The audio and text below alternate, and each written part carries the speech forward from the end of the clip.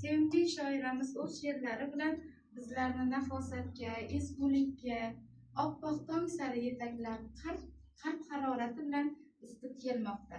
U 1915-yil 1-marta Toshkent shahrida hunarmand oilasida tug'ilgan. Yoshligidan adabiyotga qiziqib, maktab davridayoq she'rlar yoza boshlagan.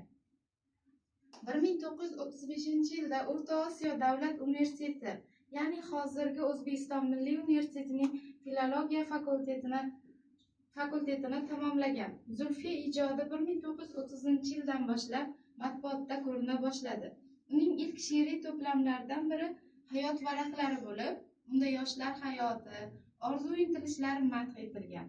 Shoira ijodida sevgi, sadoqat, ona vatanga muhabbat, ayol qalbi, tinchlik va insoniylik g'oyalari yetakchi o'rin tutadi.